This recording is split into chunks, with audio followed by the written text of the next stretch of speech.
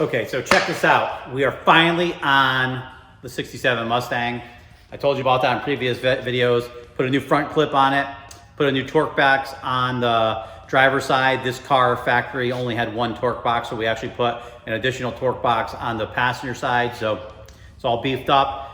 I'm gonna cut it down to take it off the table now, and I want to, I was doing the floor pan, like some small floor pan patches on it, which I didn't want to do. You want to replace the full floors. However, it's not in the budget, so we're gonna patch those floors, but I'm hoping to get the car a couple inches down just because I'm short and it's a pain working on the table, and it's kind of like I don't want it on the floor, it's too low, on the table it's too high, so if I get it back under its own weight, that should be the ticket. So I'm gonna go underneath it, and I gotta start cutting some of our frame supports that we put in there, and I'll show you what those things are.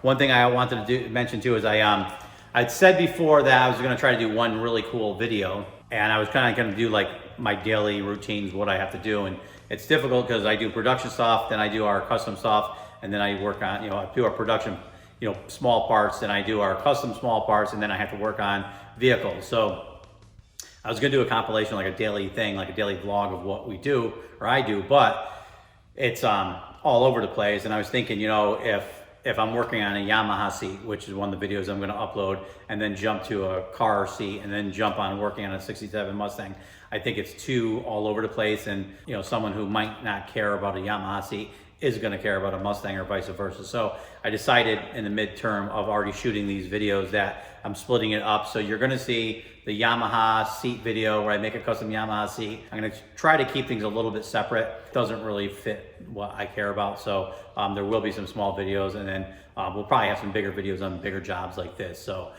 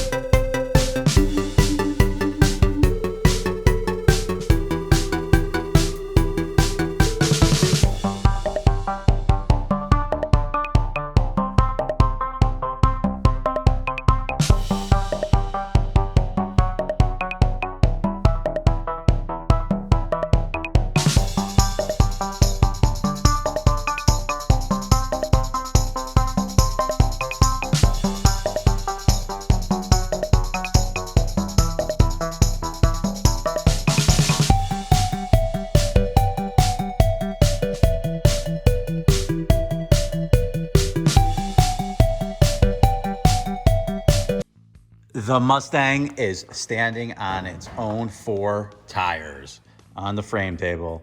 It's been a long time coming. It doesn't seem that great to you because you guys haven't been putting in the effort, but this bad boy was one of 54 cars we were building.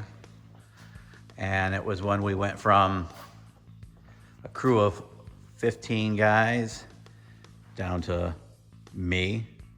So you try to finish all these cars by yourself. And every time one gets off the table, I am one excited dude. So all I have to do is finish those floor pans off, and it's down. It's coming off.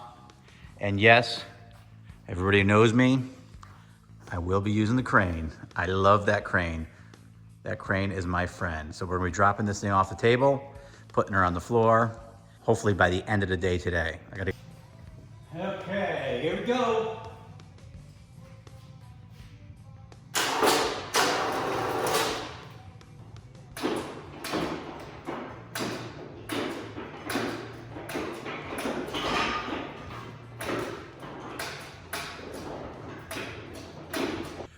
Mission accomplished. Okay, super stoked. I still have some work to do on the Mustang, but it's on the floor, and I'm gonna show you this now. Ready? Are you ready? Are you ready? Boom! Mustang's on the ground. Front clip's on, and I want to show you something really cool. So check this out. Look how dirty that thing is from sitting on that frame table. All the welding and grinding. Okay, so here we go. Ready? The hood's popped up, but boom! Check that out. I love that 41. Can't wait to finish off the metal work and fab work on it. So that's what's gonna be next. We're finishing up the Mustang this week and then going to 69 Camaro. So we have quite a bit of work still to do on this thing, but stay focused, stay on task. I wanna work on that.